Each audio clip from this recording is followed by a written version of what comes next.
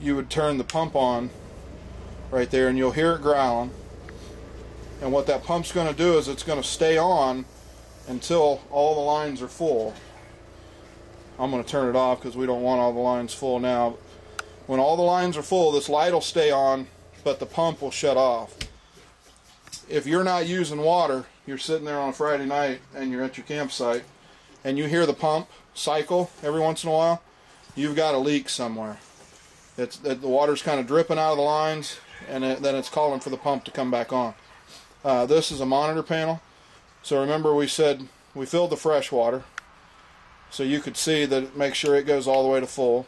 The black water is the toilet, so you can see it's empty, which it should be, and the gray water is empty, which it should be.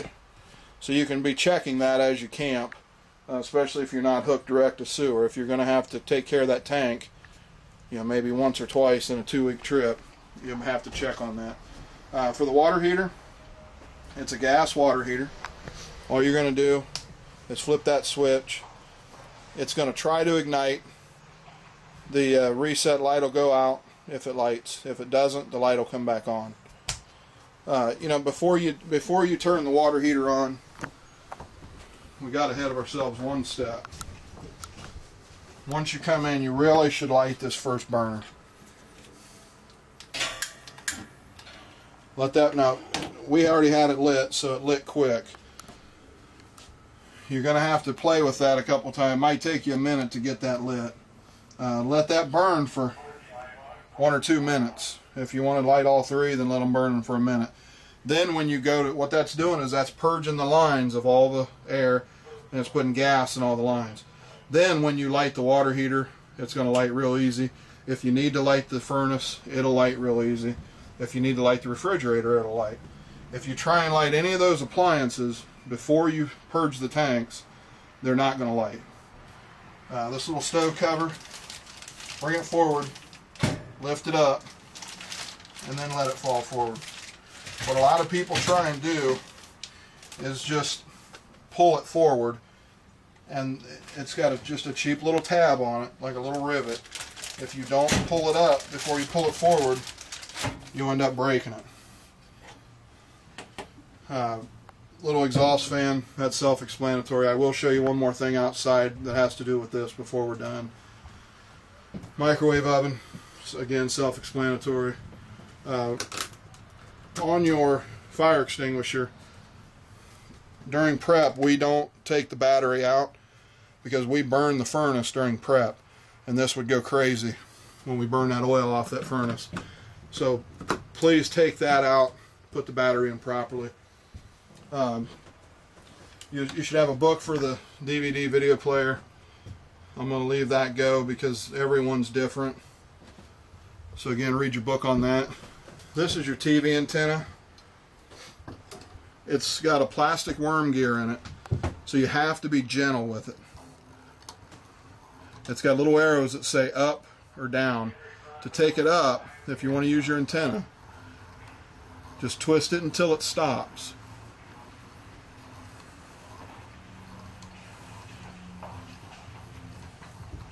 Right there it stops. Now my 9-year-old daughter could get 3 more turns out of it, but all of a sudden all these plastic chips will fall out. So don't do that. When it stops, it stops. Get around this other side of me, Chrissy. If you need to rotate it, if you're not getting any signal, and honestly you're not going to get much signal depending on where you're at, you pull this down, rotate it until the TV comes in better. Now the key is these 2 little points right there. Before you bring it back down, those points have to be lined up. Otherwise it's going to be laying off the side of the coach, laying across the air conditioner. And again, that little arrow now says down, so we'll go counterclockwise. And again, stop when it stops. It's got its own little slot up there to lay in. So line it up with the 2 points and stop when it stops. Now you can switch back. For the furnace and the air conditioner, you're going to have to be plugged in for both of them.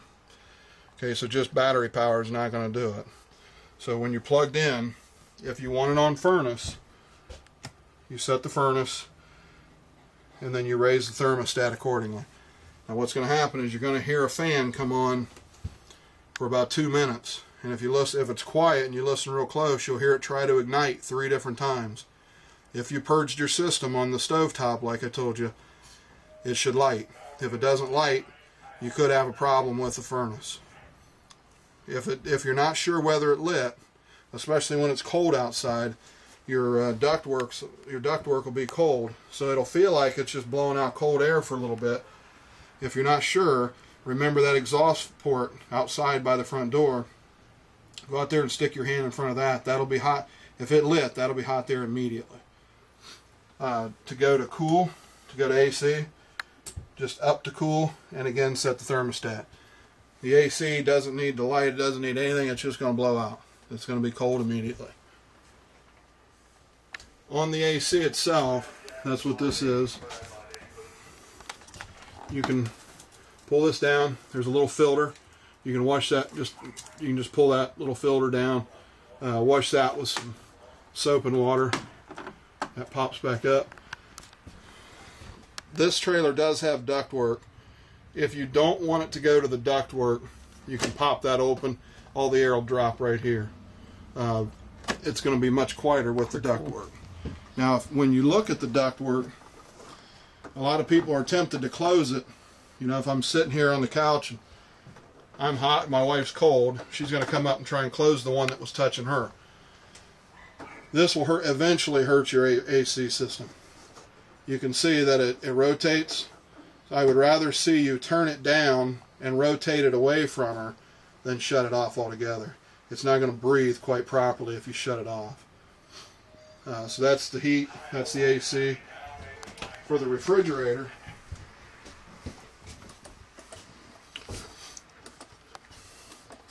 if you push both buttons in at the same time, this auto light's going to come on. And what that's doing, this refrigerator wants wants electric first. So it's searching for electric. If it finds it, then everything's cool. It won't do anything. This light will just stay on. If it doesn't find electricity, then it's going to search for gas. If it doesn't find the gas, because you got the bottle empty, you got the bottle turned off, or you didn't purge the system on the stove, then this check light will come on. So if you ran out of gas, or you forgot to purge your system, and you take off to go boating for the afternoon, and the campground loses power, this thing's going to automatically search for gas, which is a nice feature. But if you forgot to purge or forgot to fill your tank, you're going to come back and this check light's going to be on.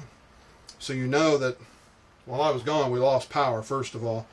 But secondly, this couldn't find gas for some reason. So do a little investigating. Make sure you got gas in your tanks. Make sure you got it switched to the tank that's full, and make sure that you purged it. Now, if you're going to be dry camping, you know you're not going to be plugged in, and you just want gas, you pull this gas button out. Now again, no buttons are lit up. There's nothing in the world that tells me that this is lit unless you go outside and look for that little blue flame where I showed you. That's the only way to see if this is on gas. Now what happens, I'm going to shut it off. What happens with an RV refrigerator is this does not cool like a house refrigerator. A house refrigerator uses an evaporation system. That will get cool in 30 minutes. This will take 6-8 hours to cool. So what I need you to do is help this system work. It works real good once it's cool. Once it's cool, you won't notice any difference between this and your house system. But to get it cool is what takes some time. So if you know it's July and you're going to camp and it's going to be 102 degrees tomorrow on Saturday, on Friday night, if you can plug it into your house or your garage, do that. Go ahead and get this system working. If you can't plug it